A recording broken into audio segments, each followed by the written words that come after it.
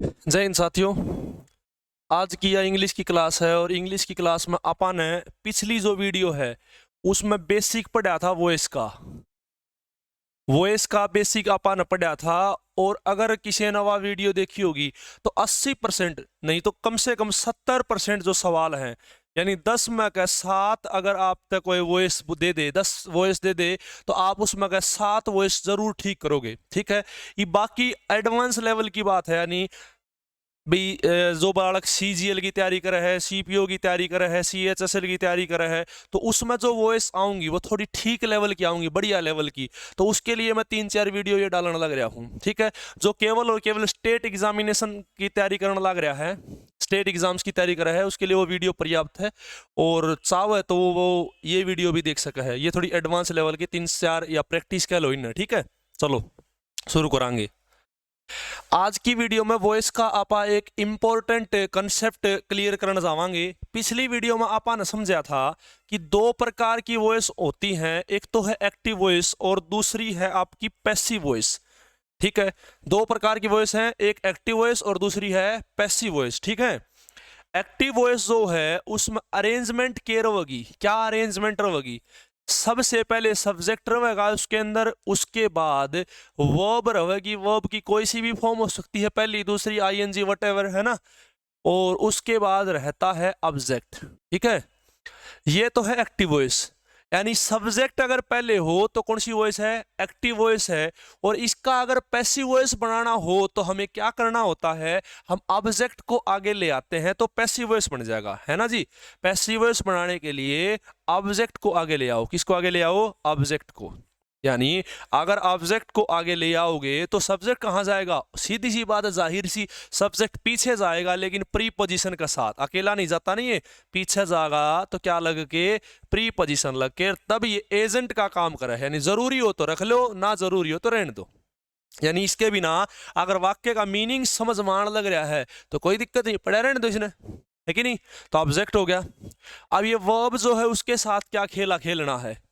Verb जो है ये दो टुकड़ों में हमने तोड़ी थी, एक तो वर्ब की थर्ड फॉर्म और एक बी की हेल्पिंग वर्ब। बी की हेल्पिंग वर्ब, अब बी की तो कई सारी हेल्पिंग वर्ब है। इज, एम, आर पहली, वोज वर दूसरी, बीन तीसरी है, और बीइंग जो है वो ING वाली हेल्पिंग वर्ब है ना। तो अगर ये पहली फॉर्म है तो बी की पहली, ये दूसरी हो यहां तो यहां बी की दूसरी, यहां तीसरी है तो यहां बी की तीसरी। बस आपको बी की फॉर्म याद करनी है। बी की पहली इज, एम, आर, दूसरी वोज वर, तीसरी है आपकी बीन और ING है बीइंग। ठीक है जी, चलो ठीक है। तो 2-4 प्रैक्टिस कर ले और 2-4 प्रैक्टिस करके उसके बाद एक इंपॉर्टेंट कंसेप्ट आप डिस्कस करेंगे। ठीक है, चलो 2-3 सेंटेंस लेके देखते हैं। जैसे कोई भी ले लो, राम किल्ड रावण। बहुत आसान सा है, पहले आसान फिर धीरे धीरे धीरे धीरे मुश्किल की तरफ बढ़ाएंगे। राम किल्ड रावण। ठीक है, तो इसमें पहला सवाल तो ये कि ये एक्टिव वॉइस है या फिर ये पैसिव वॉइस है। तो सबसे पहले तो आपको ये पता होना चाहिए कि इसमें वर्ब कौन सी है। किल्ड मारना, मारना एक काम है, जो काम होता है वो वर्ब है। काम जैसे खाना पीना, नहाना धोना, उठना बैठना, काम है तो काम है, तो ये वर्ब है। ठीक है, तो ये वर्ब है। दूसरा काम, वर्ब की कौन सी फॉर्म है? तो ये वर्ब की दूसरी फॉर्म है। कौन सी फॉर्म है? दूसरी फॉर्म। ठीक है, इस काम को करने वाला है राम, यानी ये सब्जेक्ट है। असर किस पे पड़ा है जी? ये असर पड़ा है रावण पे, यानी रावण कौन है? ऑब्जेक्ट। ठीक है, अब सवाल ये है कि इसका ये एक्टिव वॉइस है या पैसिव वॉइस? सिंपल सी बात है, सब्जेक्ट आ गया तो एक्टिव वॉइस है। तो पेपर वाला ये नहीं कहेगा कि एक्टिव वॉइस से पैसिव वॉइस बना दो, वो कहेगा कि चेंज द वॉइस, वॉइस को चेंज कर दो। ठीक है ना, तो एक्टिव वॉइस से पैसिव वॉइस चेंज करना अपने को। पैसिव वॉइस में चेंज करने के लिए आपको क्या करना है? आप ऑब्जेक्ट को आगे लेके आओ। ऑब्जेक्ट कौन आगे होगा? रावण। रावण को आप आगे लेके आगे आ गया जी, रावण आगे। ठीक है, उसके बाद राम को पीछे लेके चले गए। राम जिंदा है, जिंदा को पीछे ले जा रहे हो तो बाय का प्रयोग करना है, बाय राम। ठीक है जी, चलो एक बार ये जिंदा मुर्दा वाले और बता दू शॉर्टकट थरती। अगर आपका काम करने वाला यानी सब्जेक्ट यानी डूअर, ठीक है, डूअर मतलब काम को करने वाला यानी सब्जेक्ट, अगर लिविंग है यानी जिंदा है, जिंदा है तो बाय प्रीपोजिशन का साथ उसने पीछे ले जियो। ठीक है, अगर वो नॉन लिविंग यानी कोई चीज है, समथिंग है, तो एट लगा दियो उसके साथ, ठीक है जी। अगर वो माध्यम है, कोई मीडियम है, कोई मीडियम है यानी कोई माध्यम है, तो इन लगा दियो। किसका यूज करोगे? इन का यूज। समझ में आया है? बहुत आसान है।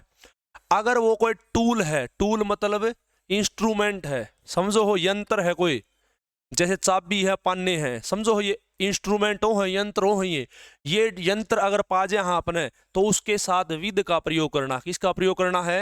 विद का। समझ में बात आई है? चलो ही वापिस उसे सवाल बचा लेंगे।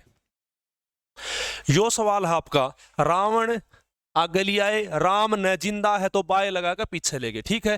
अब इस वर्ब की फॉर्म के साथ आपने बदलाव करना है, या सेकंड फॉर्म है तो सेकंड फॉर्म थर्ड में बदलेगी, फर्स्ट होती तो भी थर्ड में बदलती, कोई सी फॉर्म हो थर्ड में बदलनी है। तो किल्ड की थर्ड फॉर्म भी क्या है? किल्डेरो है, ठीक है। अब इस खालिस्तान में अपन बी की हेल्पिंग वर्ब लगानी है, और वह बी की हेल्पिंग वर्ब डिपेंड करेगी किस पे भला? इस वर्ब की फॉर्म पे।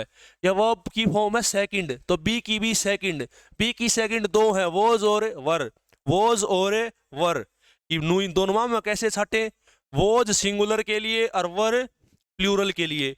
सिंगुलर मतलब गिनती में एक, प्लूरल मतलब एक से ज्यादा। समझो हो, रावण एक है तो सिंगुलर है, सिंगुलर है तो was, Ravan was killed by Ram. याद हो गया? यो एक्टिव वॉइस है, यो पैसिव। अगला पैसिव दे दे तो एक्टिव बना दियो, और एक्टिव दे दे तो उसका पैसिव चेंज कर देना है, ठीक है। ये था बिल्कुल बेसिक सा सवाल, याद हो जाएगा जी, कोई दिक्कत वाली बात नहीं है। चलो आगे बढ़ाएंगे।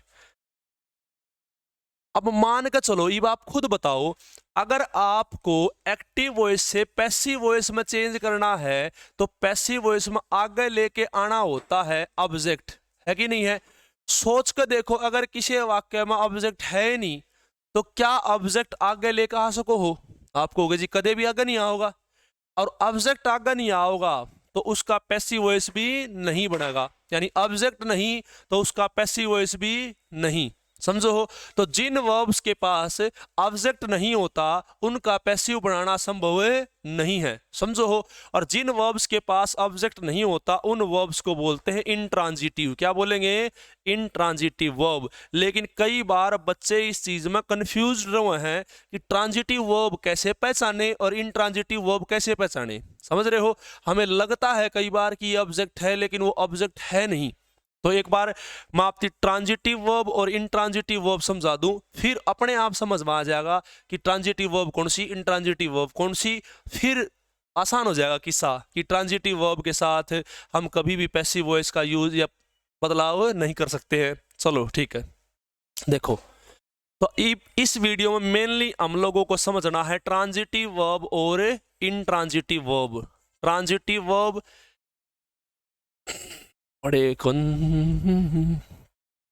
एक तरफ लिख दिया ट्रांजिटिव वर्ब, कौन सी वर्ब है? ट्रांजिटिव वर्ब, और दूसरी तरफ लिखेंगे हम इंट्रांजिटिव वर्ब। हिंदी में बोलते ट्रांजिटिव को सकर्मक क्रिया और इंट्रांजिटिव वर्ब को बोलते हैं अकर्मक क्रिया। ठीक है भैया, सकर्मक क्रिया और अकर्मक क्रिया। देखो ट्रांजिटिव वर्ब वो वर्ब होती है जिनके पास ऑब्जेक्ट होता है, वो नहीं जिन्हें ऑब्जेक्ट की जरूरत है। जिन वर्ब्स को ऑब्जेक्ट की जरूरत है वो तो ट्रांजिटिव है, यानी जरूरत है नहीं, उन्हें जरूरत है ना हो लेकिन जरूरत है तो भी ट्रांजिटिव है। इंट्रांजिटिव वर्ब वो होती हैं जिन्हें ऑब्जेक्ट की जरूरत नहीं है। अब सवाल ये है कि ऑब्जेक्ट की जरूरत क्यों नहीं है और क्यों है। ठीक है, सीधी सी बात है, ट्रांजिटिव वर्ब को ऑब्जेक्ट की जरूरत है क्योंकि ऑब्जेक्ट के बिना इनका मीनिंग पूरा नहीं होता, यानी मीनिंग पूरा करने के लिए आपको ऑब्जेक्ट की जरूरत है। समझो हो? और इनका इंट्रांजिटिव का ऑब्जेक्ट के बिना मीनिंग पूरा है, इसलिए इन्हें ऑब्जेक्ट की जरूरत नहीं है। चलो उदाहरण के साथ समझाएंगे। देखो अब मैंने एक सेंटेंस लिख दिया, आई टीच, मैं पढ़ाता हूं। क्या ये वाक्य पूरा है? आप कहोगे नहीं, ये वाक्य पूरा नहीं है, इसमें कमी है, खालिस्तान बचा हुआ है। आई टीच, मैं पढ़ाता हूं। क्या पढ़ाते हो? किसको पढ़ाते हो? तो ये वाक्य और लंबा खींच सकता है, यानी ये वाक्य अधूरा है, इसमें कसर है किसकी, ऑब्जेक्ट की। ठीक है, तो ये वर्ब ऑब्जेक्ट के बिना अधूरी है, इसलिए ये वर्ब ट्रांजिटिव है। कैसी वर्ब है ये, ट्रांजिटिव वर्ब है। समझ में बात आई है नहीं आई है? ठीक है, अब एक सेंटेंस लिख दिया मैंने कि रीना डाइड। अब बताओ ये सेंटेंस पूरा है या पूरा नहीं है?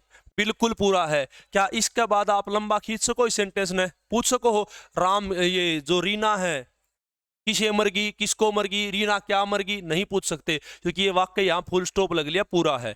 तो जहां वाक्य पूरा हो गया उसको ऑब्जेक्ट की जरूरत नहीं है, वो तो इंट्रांजिटिव वर्ब है और उसका पैसिव वॉइस बनाना संभव नहीं है।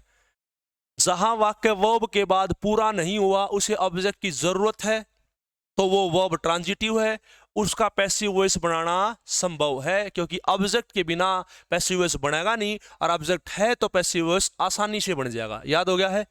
अब ऑब्जेक्ट कैसे पहचानना है कि ये शब्द ऑब्जेक्ट है या फिर नहीं है? हम लोगों को ऑब्जेक्ट पता करना है तो उसका भी बहुत आसान सा तरीका है। जो भी शब्द उत्तर दे, किसका, वट का, किसका भाई, वट का या फिर ऊम का, वो शब्द अपने आप में ऑब्जेक्ट है। वट मतलब क्या, ऊम मतलब किसे, किसको, समझो हो। इनका उत्तर दे तो वो तो ऑब्जेक्ट है, नहीं तो ऑब्जेक्ट नहीं है। आजमा कर देख लो। चाहिए मैंने लिखा था आई टीच, ये वाक्य पूरा नहीं है तो खाली स्थान में ऑब्जेक्ट होगा, तो ऑब्जेक्ट आएगा तो इन दोनों का ही उत्तर बन सकता है, या तो वट का या फिर ऊम का। देखो आप पूछ सको, मैं कहूँ I teach what, I teach what, मैं क्या पढ़ाता हूं, तो आप कहोगे इंग्लिश, तो खालिस्तान में इंग्लिश आया, ऑब्जेक्ट बना है इंग्लिश, लेकिन किसका कारण बना है, वट के कारण। समझो हो, आई टीच हुम, मैं किसे पढ़ाता हूं, स्टूडेंट्स को, है ना, विद्यार्थियों को। तो स्टूडेंट्स जो हैं वो क्या बन गए, ऑब्जेक्ट बन गए। समझो हो, तो ऑब्जेक्ट पहचानने का आसान तरीका है, या तो वो वट का आंसर बनेगा या फिर वो उत्तर बनेगा ऊम का। ठीक है, और वट ऊम का आंसर देगा वो तो ऑब्जेक्ट है, और जो ऑब्जेक्ट है उसी का पैसिव वॉइस चेंज होगा, अन्यथा पैसिव वॉइस चेंज नहीं होगा। ये आज की क्लास का सार है कि किसका पैसिव वॉइस बनेगा और किसका पैसिव वॉइस नहीं बनेगा। अगली क्लास में अगली बातें पढ़ेंगे। ठीक है, इसका और बना दो एक बार, पैसिव वॉइस क्या बनेगा, क्या है, ये कौन सी फॉर्म है, ये आपकी पहली फॉर्म। कौन सी फॉर्म है, पहली। ठीक है, ये ऑब्जेक्ट है और ये सब्जेक्ट है। आगे कौन आओगा, इंग्लिश, इंग्लिश आगे ले आए, पीछे कौन जाएगा, सब्जेक्ट, सब्जेक्ट कौन सा है, आई, जिंदा है आई, तो बाय लग के जाएगा। ठीक है, देखो नाउन में तो ऑब्जेक्ट बनाओ सब्जेक्ट बनाओ सेम रहेगा। इंग्लिश एक नाउन है तो ऑब्जेक्ट की जगह भी इंग्लिश और सब्जेक्ट की जगह भी इंग्लिश, लेकिन आई एक प्रोनाउन है, एक सर्वनाम है, तो ये सब्जेक्ट की जगह अलग और ऑब्जेक्ट की जगह अलग रहेगा। सब्जेक्ट की जगह ये आई है और ऑब्जेक्ट की जगह ये मी बन जाएगा। क्या बन जाएगा, मी। समझो, आई, माई, मी, वी, आर, अस, ये सारे लिखवा दूंगा अगली वीडियो में। ठीक है, इतना समझ में आया होगा। अब पहली फॉर्म है वो भी तीसरी में बदलेगी, दूसरी होती तो भी तीसरी में, कोई सी हो तीसरी में बदलनी है कि नहीं। तीसरी फॉर्म है टोट, क्या है, टोट। ठीक है, पहली फॉर्म है तो बी की पहली, बी की पहली, बी की पहली तीन है, is, am, are, is, am, are. ठीक है, इंग्लिश के साथ इज आएगा क्योंकि इज होता सिंगुलर के लिए, एम होता है आई खातर, स्पेशल आई के लिए एम है, और आर है भैया प्लूरल के लिए।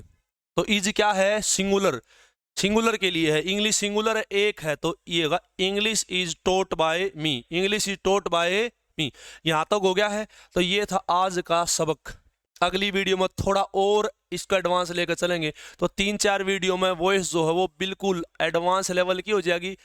ठीक है, पहली वीडियो जो है वो बेसिक की होगी है, और 2-4 वीडियो में ये कंप्लीट टॉपिक ठीक ठाक बढ़िया लेवल तक का हो जाएगा। आज के लिए इतना। जय हिंद, जय भारत।